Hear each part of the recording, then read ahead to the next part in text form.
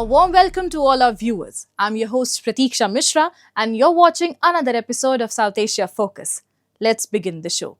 This weekend, South Asia reflects on the passing of a leader who shaped Bangladesh's politics for over 3 decades. Begum Khaleda Zia, the country's first woman prime minister, opposition icon and a central figure in its democratic journey, died in Dhaka at the age of 80. Her death closes a defining chapter in Bangladesh's political history and raises questions about the future of her party, the BNP, and regional politics, including ties with India. Take a look. Bangladesh's first female Prime Minister Khaleda Zia died after a prolonged illness. She had been suffering from multiple health complications including advanced cirrhosis of the liver, diabetes, arthritis and heart problems. A dominant and often polarizing figure, Khaleda Zia rose to power in the 1990s, steering Bangladesh back to democracy after years of military rule. Over the decades, her rivalry with her arch political opponent defined the country's turbulent politics. Despite age and illness, Khaleda Zia remained politically relevant till the very end. She had earlier indicated her intent to contest elections, the first since a mass uprising reshaped Bangladesh's political landscape.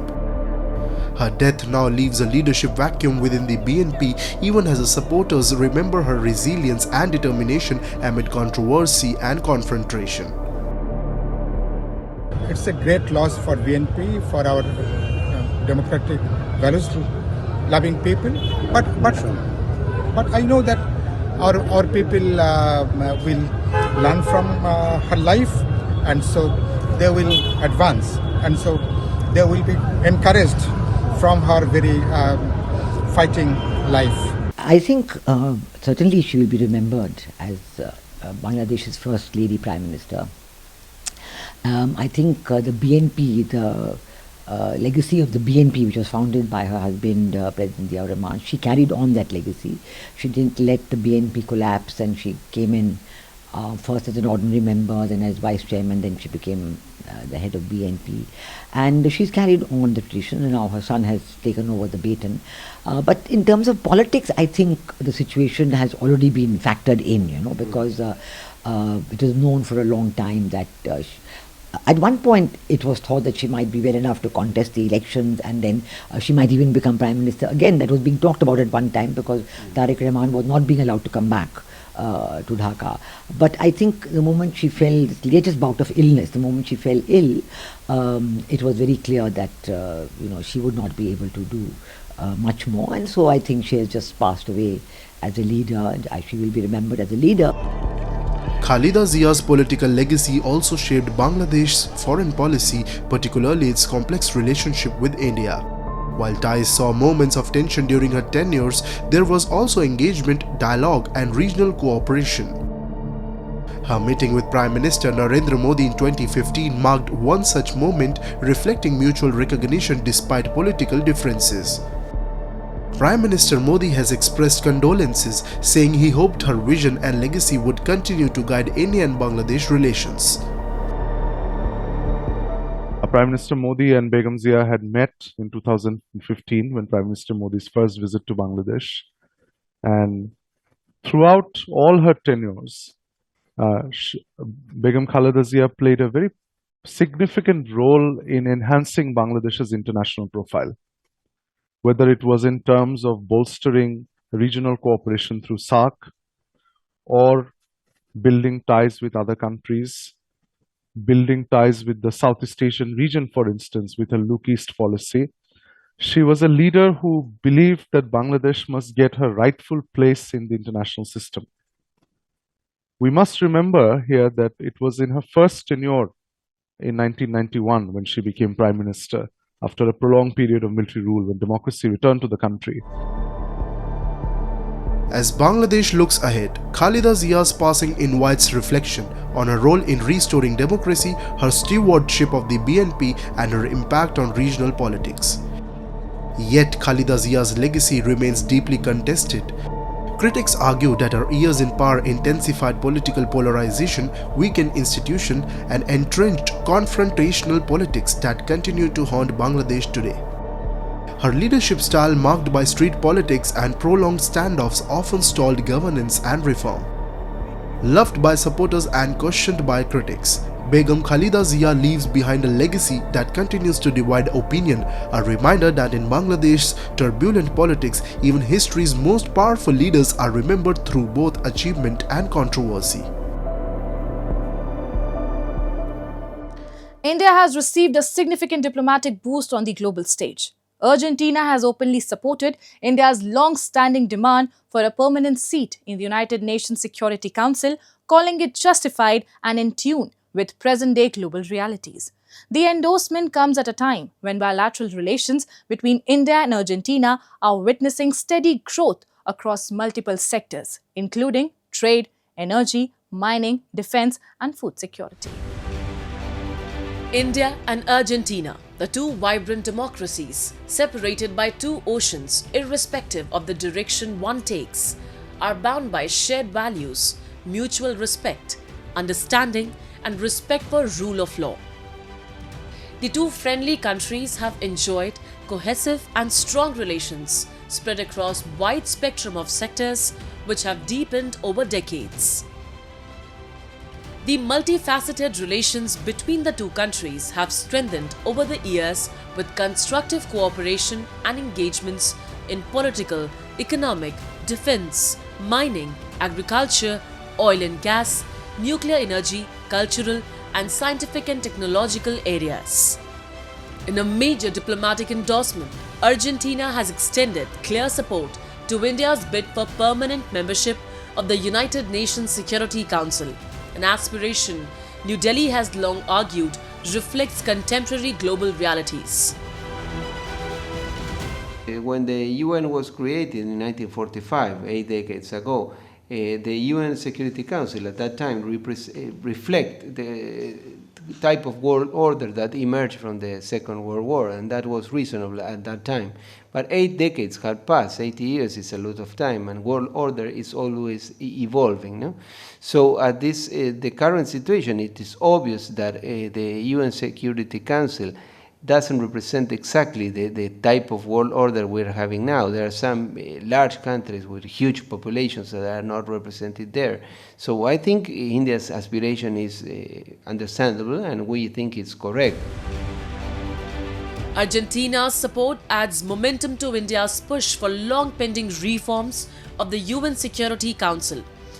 As one of the world's fastest-growing major economies and the most populous nation, India has repeatedly argued that global institutions must reflect current geopolitical and economic realities. Beyond diplomacy, the partnership between India and Argentina is also gaining economic depth. With India emerging as the world's fourth largest economy and poised to become the third by the end of the decade, cooperation between the two nations is expected to expand significantly. I think it will continue growing since India is becoming a more and more important country in the world. India has become the fourth largest economy, or going to become the third soon at the end of the decade. So it is going to be more important for us and I think for almost all countries in the world.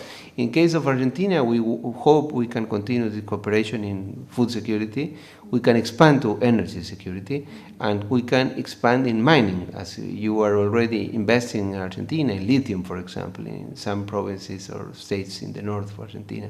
So I think it could be a positive year, as it was this year. So, you know, Argentina and India have been enjoying 75 years of friendship, of relationship. Cooperation in critical sectors such as lithium mining, essential for electric vehicles and renewable energy, has become a key pillar of the partnership.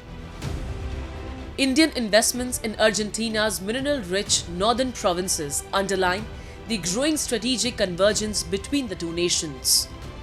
As India and Argentina mark 75 years of diplomatic relations, both sides see immense potential to elevate the partnership further, anchored in shared democratic values, economic complementarities, and a common vision for global governance reform. Time now for Asia This Week, the stories from across the continent. Iran's parliament speaker said Tehran had the right to defend itself and warned that its future actions could be unexpected after US President Donald Trump warned that the United States could support another major strike on Iran if it resumed rebuilding its ballistic missile or nuclear weapons programs. Trump had threatened Iran with military action over its missile and nuclear activities, stressing the need for vigilance while urging talks amid Tehran's economic and political turmoil. Thousands of people descended upon Tokyo's iconic Meiji Shrine on January 1st to offer prayers for the New Year 2026, marking the start of one of Japan's most important public holidays. The New Year was widely observed across the country as large crowds flocked to shrines and temples to take part in traditional first prayers of the year. Visitors offered coins, rang bells, and prayed for good health, happiness, and prosperity, continuing a long-standing custom that draws millions of worshippers annually. North Korea's state-run television released nearly an hour of footage showing leader Kim Jong-un attending New Year's celebration in Pyongyang, which featured fireworks, a countdown, and performances of patriotic songs and dances. Kim's daughter, whom some analysts viewed as potential successor, accompanied him during the celebrations. Moving on.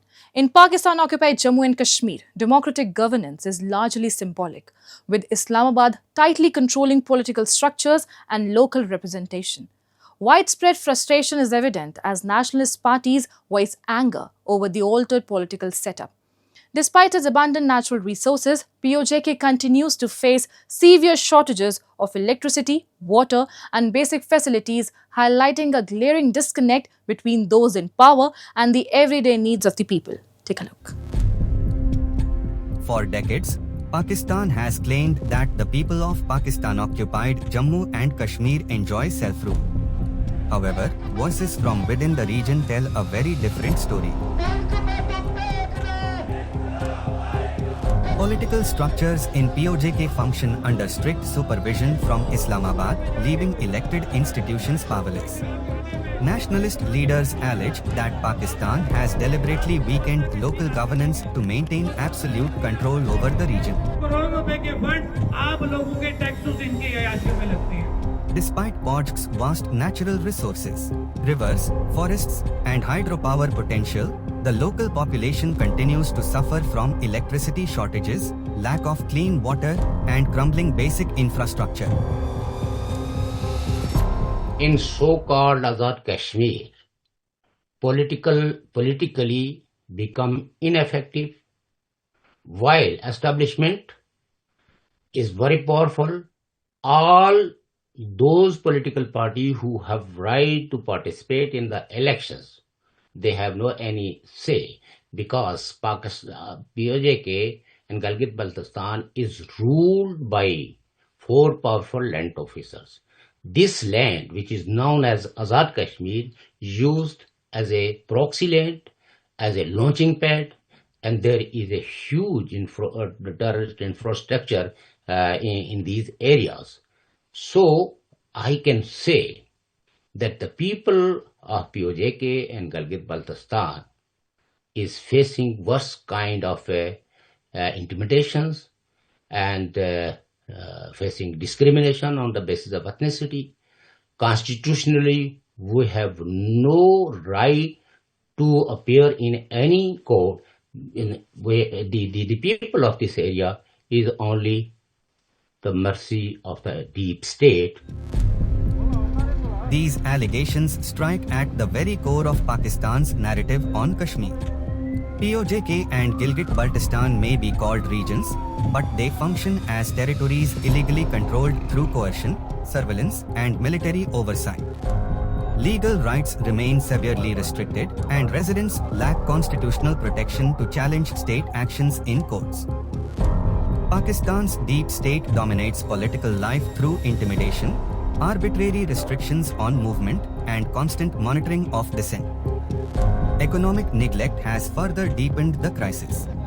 With minimal employment opportunities and deliberate underdevelopment, POJK has been reduced to a labor exporting region even as its natural resources are exploited for Pakistan's benefit.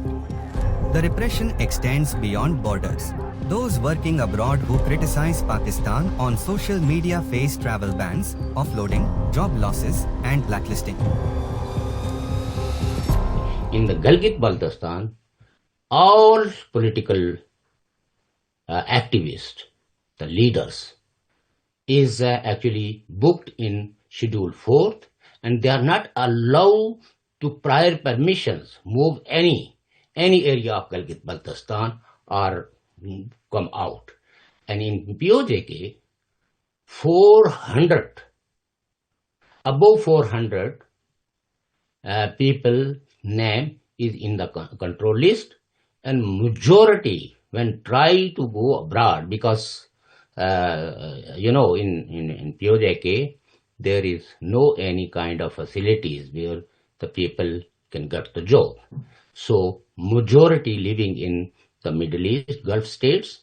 But now, if on the social media they say anything against the wrongdoing of Pakistan, now they are offloads and they are not allowed to go to their own duties.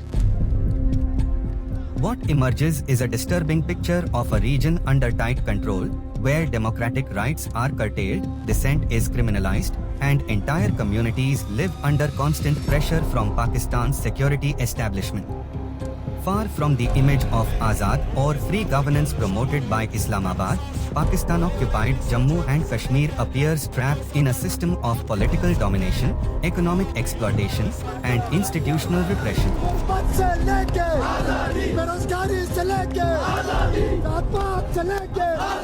The world welcomed the new year with grand celebrations as millions came together to say goodbye to the past and step into 2026 with hope.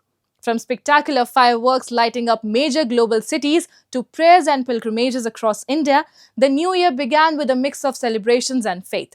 As festivities unfolded worldwide, India welcomed 2026 with devotion, reflection, and hope for peace, prosperity, and progress. Take a look.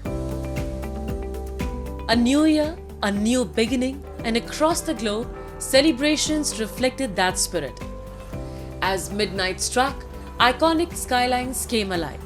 Fireworks lit up the skies over Sydney Harbour, Dubai's Burj Khalifa, London's Thames, and New York's Times Square, where thousands gathered despite the cold to count down to 2026. While the world celebrated with lights and music, India welcomed the new year with devotion, prayer, and spiritual resolve. In Ayodhya, the spiritual heart of millions, faith took center stage. Long queues of devotees were seen outside the Ram Janmabhoomi temple as pilgrims waited patiently in the chilly winter morning to offer prayers on the first day of the new year. हमारी तैयारी तो बहुत पहले से ही थी आने की, लेकिन आज आए हैं तो बहुत अच्छे दर्शन हुए। हमारे दर्शन भी हुए, आरती भी हमने की। एक दिन पहले यहाँ पर आरती के पासेस मिलते हैं और मैनेजमेंट बहुत अच्छा है यहाँ का, एकदम शांति प्रिय। हमारे दर्शन हुए, बहुत शांति से हमने दर्शन किए, आरती अटेंड की, और हर किसी को आना ही चाहिए। अभी जो न्यू ईयर है तो इधर आना ही चाहिए लोग। I came here when inauguration happened 2 years ago when Modi ji came. Next day I was here, but my family was not there, and they are excited to be here as a part of the new year. From the sacred corridors of Mahakal in Ujjain to the holy confluence at Prayagraj Sangam, devotion marked the new year across India. Beyond places of worship, the new year was also a time for travel, reunion, and celebration with family and friends. Across the country, people stepped out to welcome 2026 in their own way. In Odisha, large crowds gathered at Puri beach to witness the first sunrise of the new year, a moment believed to bring positivity and good fortune. Actually, I'm really excited for the new year because honestly, the last year has been very dramatic as well as very nice for me. Matlab, it has taught me a lot of things. Like, it has changed me from inside out. I became more calmer. And this is my first visit to a beach. So I feel really happy and excited to start this new journey of 2026. And apart from that, I see a lot of crowd over here, and I feel that all of us are having a lot of fun because it's one of the best moments. Like on the 1st of January, you are seeing the sunrise, and I'm also making a house here in sand. As the first sunrise of 2026 lit up the horizon, it carried with it a renewed sense of hope and optimism. From vibrant city celebrations to sacred prayers and quiet moments of reflection, the new year began with shared emotions of gratitude, faith, and aspiration. Across cultures and continents, the world stepped into 2026, united by the promise of new beginnings and a collective hope for peace, progress, and prosperity.